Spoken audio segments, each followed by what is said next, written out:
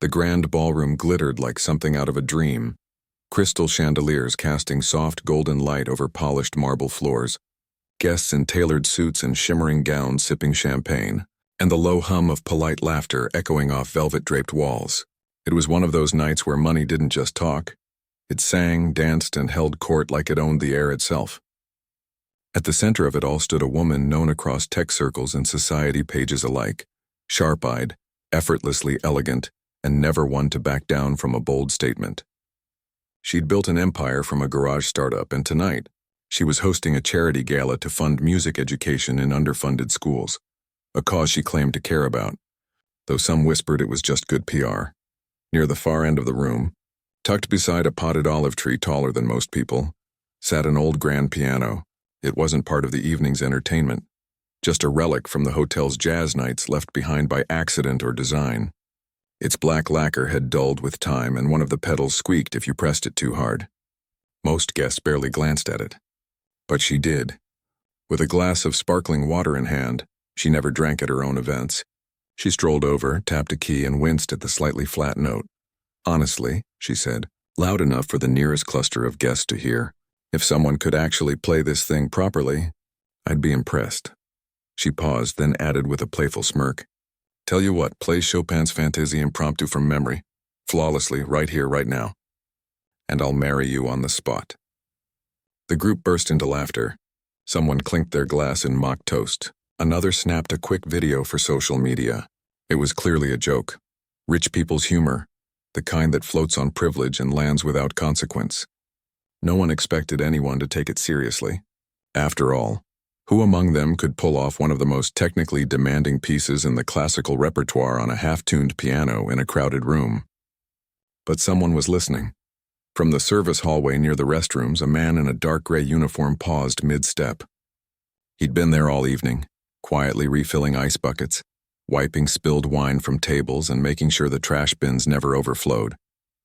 His name wasn't on the guest list, but his presence was essential, just invisible like the wiring behind the walls. He'd heard the comment, and the piece she'd named. He knew it like his own heartbeat. He hesitated. This wasn't his world. He belonged in the back corridors, not under chandeliers. But something about the challenge, the sheer absurdity of it, the way it echoed a life he'd once dreamed of, tugged at him. Before he could talk himself out of it, he set down his cleaning cart, smoothed his uniform, and walked toward the piano. A few guests noticed him approaching and exchanged puzzled glances. Whispers rippled through the room. "Is that the janitor? What's he doing?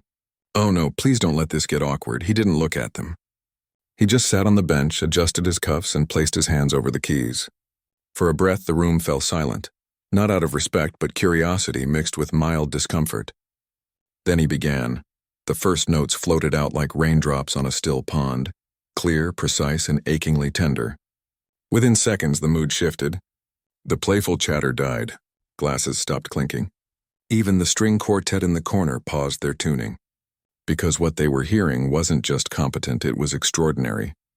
His fingers moved with a kind of quiet authority, as if the music had been waiting inside him for years, desperate to be released.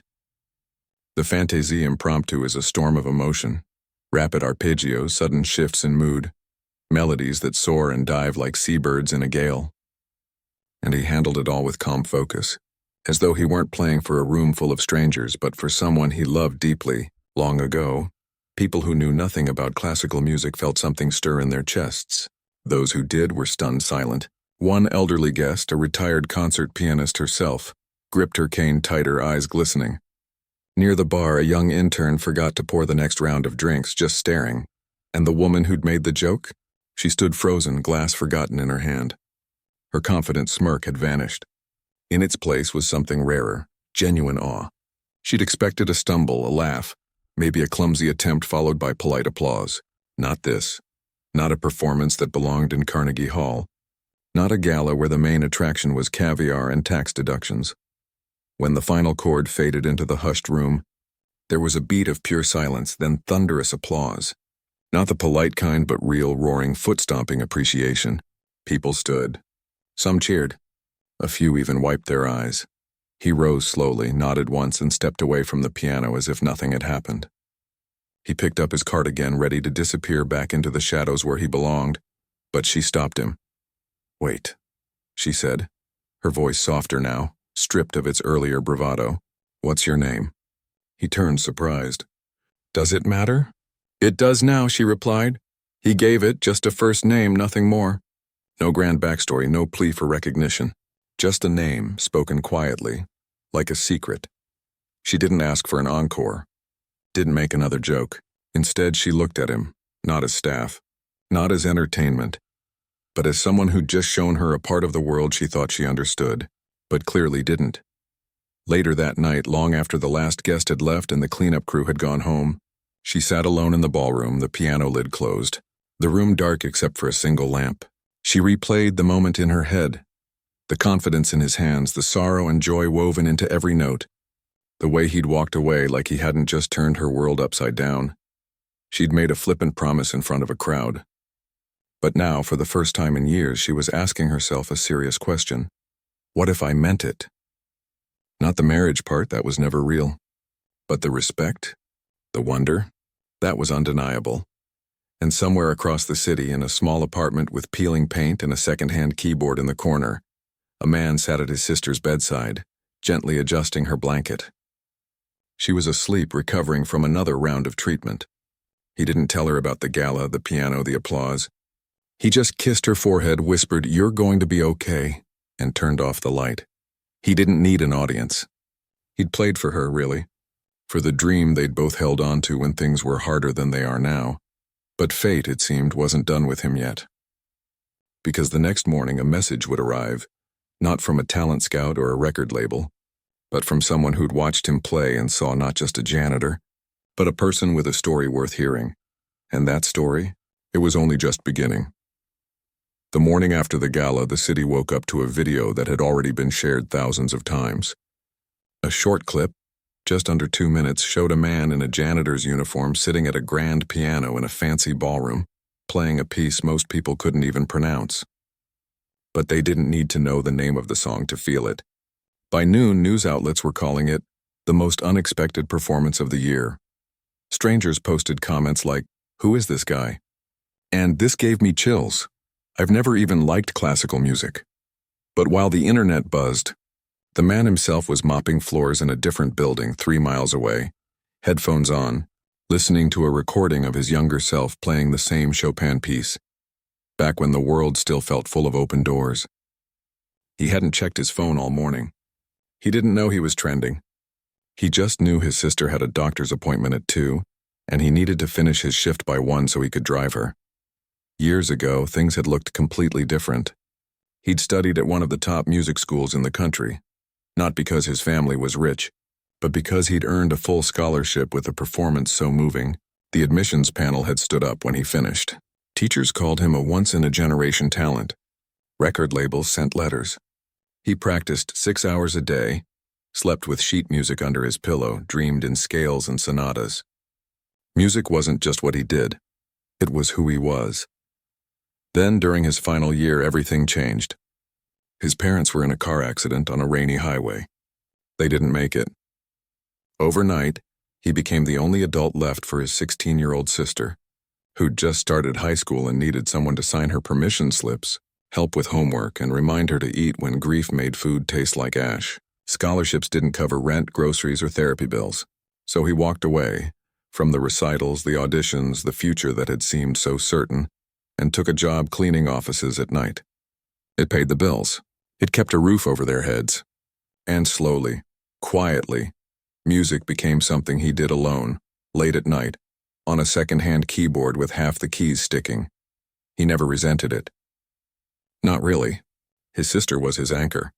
But sometimes when he passed a piano in a hotel lobby or heard a street musician playing in the subway, his chest would tighten like a fist, not with regret, just with the quiet ache of something beautiful left behind. Back at the gala, the woman who'd made the joke watched the video again on her tablet, this time with the sound up. She'd seen virtuosos perform in private concerts, hired the best for her events, even dated a concert pianist once. It lasted 3 weeks. Too much ego, not enough heart. But this was different. There was no showmanship, No flourish for the crowd. Just truth. Raw, unfiltered, and deeply human. She asked her assistant to find out everything about him. Not in a creepy way, just enough to understand who he was. Within hours, she had a basic outline. Former music student, dropped out after family tragedy, works 2 cleaning jobs, lives in a modest apartment on the south side, has a younger sister in college studying biology, no social media, no public records beyond utility bills and a library card. A life lived quietly, without fanfare. That afternoon, instead of heading to her usual board meeting, she drove herself, no driver, no assistant, to the community college where his sister was enrolled. She didn't go inside, just parked across the street and watched students come and go, wondering what kind of brother would give up his own dreams to make sure someone else could chase theirs. A few days later, she showed up at the office building where he worked nights. She wore jeans and a plain coat, no makeup, hair pulled back. No one recognized her. She waited in the lobby until close to midnight when he finally came down from the upper floors, pushing his cart, shoulders slightly hunched from hours of bending and lifting. He saw her and stopped. "You," he said, not unkindly but with clear surprise. "I wanted to talk," she said. Not as the woman who made a dumb joke at a party, just as someone who heard you play and couldn't stop thinking about it. He glanced around. "This isn't really the place." "I know," she said, "but I didn't want to show up at your door uninvited."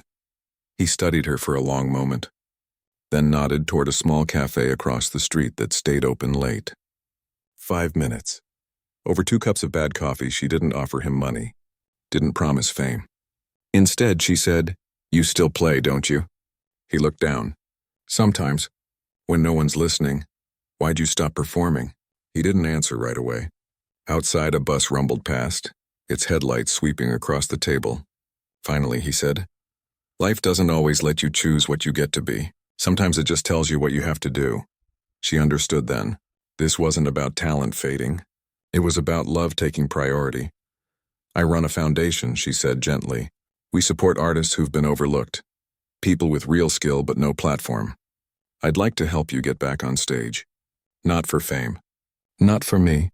But because the world should hear what you have to say." He shook his head. "I've got responsibilities. My sister's in her final year. I can't just drop everything and go on tour." "I'm not asking you to," she said. "We'd work around your schedule. Studio time at night. Local performances to start. All expenses covered and..." She paused. "We could set up a scholarship in your parents' name at your old school, for students who need support but don't want to walk away from their families." That hit him harder than any offer of money ever could. He didn't say yes that night. Didn't say no either. He just thanked her, finished his coffee, and went back to finish his shift. But for the first time in years, he didn't feel invisible. Someone had seen him, not just the uniform, but the person underneath. Later that week, his sister found him at the kitchen table, staring at a sheet of paper. It was a letter from the music school he'd left, forwarded by an old professor who'd seen the video. "They remember you," she said softly, reading over his shoulder. "They say your seat's still open if you ever want it back." He smiled faintly. "I'm not 18 anymore, but you're still you," she replied. "And you're still playing. Maybe it's not too late to let someone else hear it."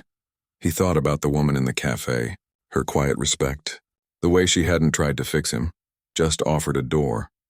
Maybe he thought it was time to walk through it. Not for glory, not for a promise made in jest, but because music had never really left him. And maybe, just maybe, it was okay to let it back into the light. He didn't say yes right away. For days, he turned the offer over in his mind like a smooth stone in his pocket, testing its weight, its edges, wondering if it would fit in the life he'd built. His sister noticed the change. He was quieter at dinner, more thoughtful, staring out the window during commercials like he was listening to a song only he could hear. Finally, one rainy Tuesday, he called the number she'd left on a napkin. "I'll try," he said simply. "But I need to keep my job. And I can't travel much, not yet." "That's fine," she replied, no hesitation. "We'll meet you where you are." And so it began, not with a press conference or a flashy announcement, but with a borrowed practice room at a local arts center, soundproofed and warm, with a piano that actually stayed in tune. He showed up in his work clothes the first night, still smelling faintly of floor cleaner, unsure if he belonged. But the moment his fingers touched the keys, the doubt melted away. It wasn't about being perfect. It was about being honest. She kept her word. No cameras at first. No interviews. Just time, something he hadn't had in years. She arranged for a retired music professor to work with him, not to fix his technique, but to help him reconnect with the joy of playing. They started slow, scales, simple pieces, improvisation. No pressure. No deadlines. Just music rediscovered, but word got out anyway. A janitor who played like a master? People were curious. A local reporter showed up one evening, not with a TV crew, but with a notebook and a genuine question. Why come back now? He thought for a long time before answering. Because I realized I didn't have to choose between taking care of someone and being myself. Maybe I can do both. That quote ended up in the paper. Small feature, bottom of page 3. But it resonated. Letters started arriving at the Arts Center. Notes from single parents, from caregivers, from people who'd put their dreams on hold for someone they loved. You gave me hope, one read. I thought I'd lost my voice forever, said another. He read everyone. And for the first time, he began to see his story not as a sacrifice, but as something others could relate to. Meanwhile, she watched from a distance. She didn't hover, didn't push, but she made sure everything ran smoothly, scheduling rehearsals around his shifts, arranging rides for his sister when he had late sessions, even quietly covering the cost of new sheet music when he mentioned his old copies were falling apart. She never made a show of it. Just small acts of support offered without fanfare. Still, tensions crept in. One evening, after a particularly frustrating rehearsal, he'd missed a passage he used to nail in his sleep. He snapped, "This is pointless. I'm not that kid anymore." She was there, sitting in the back row as she often was. "You're not supposed to be," she said calmly. That kid didn't know loss. Didn't know what it means to show up for someone every single day, even when you're exhausted. That kid played beautifully, but you play with a soul he hadn't earned yet. He looked at her, surprised. No one had ever framed it that way. As weeks turned into months, they fell into a rhythm. He'd finish his cleaning shift at 11 p.m., grab a sandwich, and head to the studio by midnight. She'd often be there working on her laptop, reviewing grant applications for young musicians. They'd talk between songs, about books, about the weather, about his sister's latest biology project. Never about marriage, never about the gala. Just two people slowly learning each other's rhythms. But the outside world wasn't as patient. A music producer reached out offering a record deal. A talk show invited him to perform live. At first he said no to everything. Too much, too fast. But she gently suggested he consider one opportunity. A benefit concert for music programs in public schools. The same cause from the gala. It's small, she said. Just 300 seats. Local kids in the audience. No cameras. Just you, a piano, and people who love music, he agreed. But as the date neared, nerves set in. What if he froze? What if he disappointed everyone, especially his sister, who'd insisted on coming even though she had finals the next day? The night of the concert, he stood backstage in a borrowed suit, hands cold, heart pounding. She found him there holding a thermos. "Chamomile tea," she said, handing it over. "My grandmother swore by it before her speeches." He smiled faintly. "Thanks. You don't have to be perfect tonight," she added. "Just be you. That's more than enough." When he walked on stage, the lights were softer than at the gala, the audience quieter, more attentive. No glitter, no champagne flutes, just rows of people leaning forward, waiting. He sat, took a breath, and played, not for fame, not for a promise, but because the music was still in him, and it needed to be heard. Afterward, during the standing ovation, he spotted his sister in the front row, crying happy tears. And in the back, near the exit, the woman who'd started it all stood with her arms crossed, not clapping, just watching, her eyes bright with something that looked a lot like pride. Later, over diner coffee at 2 a.m., she slid a folder across the table. Inside was a proposal, not for marriage, but for partnership. She wanted him to lead a new initiative under her foundation, designing programs that support artists with caregiving responsibilities. People who'd been told their time had passed. "You understand what they need," she said, "because you've lived it." He looked at the papers, then at her. "Why me?" "Because you didn't just come back for yourself," she said. "You came back to make space for others like you." He didn't sign anything that night. But for the first time, He saw a future where music wasn't a secret he kept in the dark, but a bridge he could help others cross. And maybe, just maybe, that was worth stepping into the light for. Rehearsals started in earnest after the benefit concert, but this time the stakes felt different. It wasn't just about playing well, it was about building something real. He'd agreed to take on the new role with the foundation, and that meant more than late-night practice sessions. It meant meetings, planning sessions, even visiting schools to see what young musicians truly needed. He wasn't used to being the one in charge. For years, his job had been to follow instructions, stay quiet, and keep things clean. Now, people were asking for his opinion, his ideas, and it felt strange, like wearing someone else's shoes. She noticed the tension right away. During their first planning meeting, he sat at the edge of the table, arms crossed, speaking only when spoken to. She waited until everyone else had left, then pulled up a chair beside him. "You don't have to act like you're asking for permission to exist in this room," she said gently. "You belong here as much as anyone," he sighed. "It's just, I spent so long being told my place was in the background. Hard to unlearn that overnight." "You're not in the background anymore," she said, "and you never really were. You were just waiting for the right moment to step forward." They began spending more time together, not just as collaborators, but as two people figuring things out side by side. She'd bring coffee to his early morning meetings. He'd stay late to help her sort through grant applications, his calm presence a grounding force when deadlines loomed. They argued sometimes about budgets, about which schools to prioritize, about whether to include spoken word artists in the program. But even their disagreements felt honest, never personal. They listened. They adjusted. They learned. One rainy afternoon, stuck in the studio because neither wanted to face the downpour outside, they ended up talking about things that had nothing to do with work. She told him about growing up in a house where success was the only language spoken, where love felt conditional on achievement. He shared how, after his parents died, he used to play the piano for hours just to feel close to them again. His mother had loved Chopin. His father would hum along even though he couldn't carry a tune.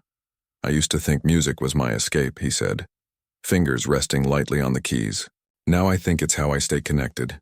To them, to my sister, even to myself." She was quiet for a long moment. "I've spent my whole life building things," she said finally. "Companies, brands, empires. But I never built anything that felt human. Until now." That night they didn't leave until well past midnight. No grand gesture, no dramatic confession. Just two people sitting in a dimly lit room, wrapped in the quiet comfort of being truly seen. As the program took shape, they brought in a small team, teachers, former performers, community organizers, all people who believed art shouldn't be reserved for the privileged few. He insisted on including a mentorship component, pairing young musicians with working adults who'd once dreamed of performing but had to set it aside. "They've got wisdom no conservatory can teach," he said. She agreed without hesitation. His sister started volunteering on weekends, helping with logistics and even giving short talks about balancing passion and responsibility. She'd grown into a confident young woman, sharp and kind. And watching her speak in front of a room full of students filled him with a quiet pride that no standing ovation could match. Still, old habits lingered. One evening, during a dress rehearsal for an upcoming showcase, he froze mid-piece. A simple mistake. His finger slipped on a key, but it sent him spiraling. He stopped playing, stood up and muttered, "I can't do this." She was in the audience, reviewing notes. Without a word, she walked up to the stage, sat beside him on the bench, and placed her hand over his. "Breathe," she said. "You're not alone in this anymore." He looked at her, really looked, and saw not a billionaire, not a boss, but a friend who'd shown up, again and again, without expecting anything in return. They played the piece together after that, not perfectly, but together. Her hands clumsy on the keys, his guiding hers. It was messy, imperfect, and utterly human. And when they finished, they both laughed, the kind of laugh that comes from relief and shared vulnerability. From then on, rehearsals felt lighter. He stopped trying to be flawless and started playing with more heart. The students noticed. They began opening up, sharing their own fears, their own reasons for loving music. One girl wrote a song about her grandmother who worked 2 jobs. Another composed a piece inspired by the sound of the subway he took to school every day. Art wasn't just notes on a page anymore, it was life, raw and real. As the showcase date approached, something else shifted between them. It wasn't romantic, not yet, but there was a warmth, a closeness that went beyond partnership. They'd finish each other's sentences. She'd bring his favorite tea without being asked. He'd notice when she was stressed and play a soft melody just to calm her down. It wasn't flashy. It was the kind of connection built slowly, in quiet moments and shared purpose. The night before the big event, they sat on the steps outside the venue, eating takeout under a sky full of stars. "You've changed," she said suddenly. He raised an eyebrow. "For better or worse?" "For real," she said, smiling. "You used to look at the world like you were apologizing for being in it. Now you stand like you belong." He thought about that. "Maybe I finally believe I do." She reached over and squeezed his hand, just once. Quick and light, but it lingered in the air between them like a question neither was ready to answer yet. Inside, the stage was set. Outside, the city hummed with life, and for the first time in a long time, both of them felt like they were exactly where they were meant to be. Not because of fame or fortune, but because they'd chosen to show up honestly, for themselves and for each other. The next day's performance wouldn't just be about music. It would be about second chances, about the quiet courage it takes to keep going when life knocks you off course. And as they walked back inside, side by side, neither of them knew what came next. But for once, that was okay.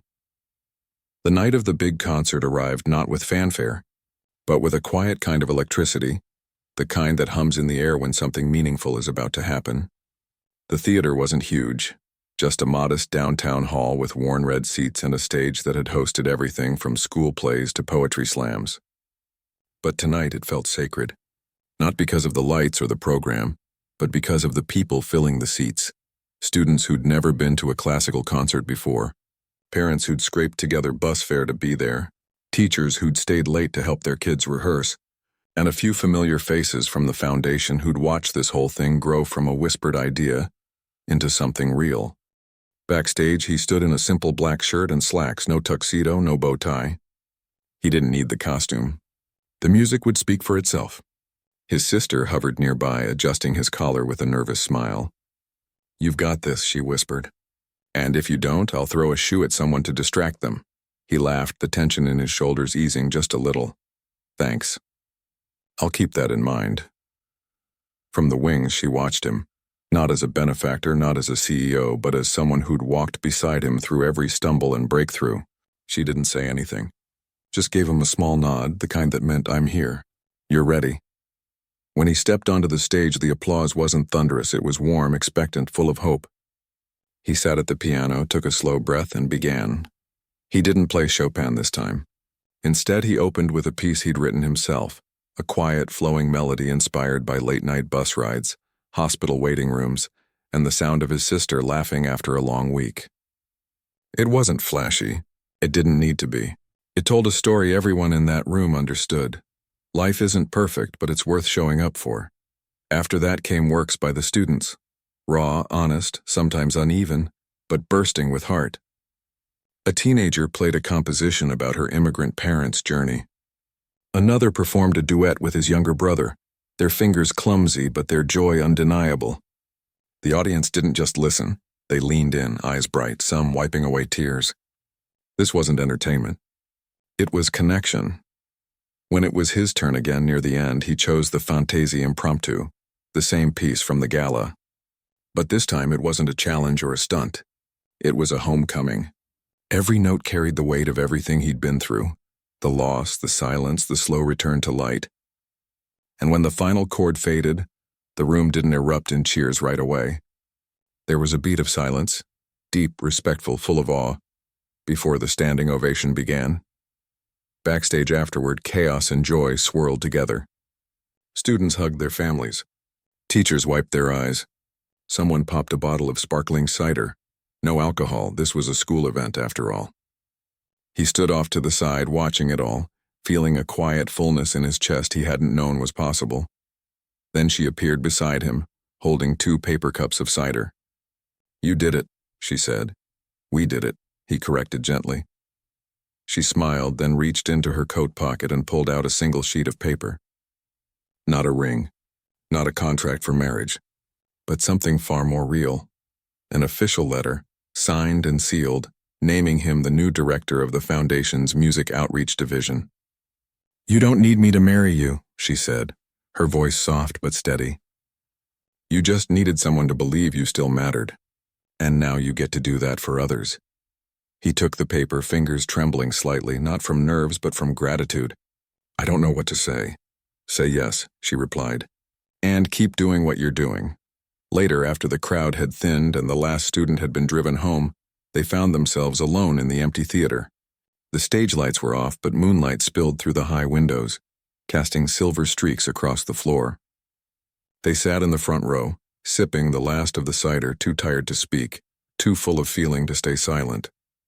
"I used to think success meant never needing anyone," she said after a while. "Now I think it's the opposite. It's having people who see you and still choose to walk with you." He looked at her then, really looked, not as the woman from the gala, not as the billionaire, but as the person who'd shown up with tea at midnight, who'd argued with him over budget spreadsheets, who'd sat beside him on a piano bench when he thought he'd failed.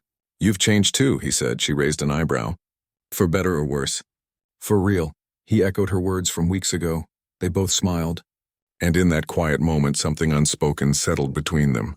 Not a promise, not a plan, but a possibility. A door left open, not forced, just waiting. A few days later, over coffee at their usual corner table, the one by the window where the morning light hit just right, he finally asked the question that had been lingering since the gala, since the rehearsals, since that night under the stage lights. "So, what would it take for you to say yes?" She didn't laugh this time, didn't deflect. She just looked at him, eyes warm, and said, "I'd need to know you were asking because you wanted to build something real, not because of a joke, not because of a moment, but because you see a future with me in it." He thought about that, then nodded slowly. "I do." She reached across the table and covered his hand with hers. "Then maybe," she said, "we start with dinner. No cameras, no audience, just us." And that was enough. Because this story was never really about a marriage proposal made in jest.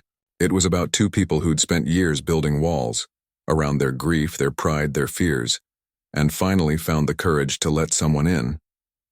It was about music as a language of healing, about second chances that don't come with fanfare but with quiet acts of trust, about showing up, not as perfect versions of ourselves, but as we truly are. And as they walked out of the cafe together that evening, side by side, the city humming around them, neither of them knew exactly what came next. But for the first time in a long time, they were excited to find out, together.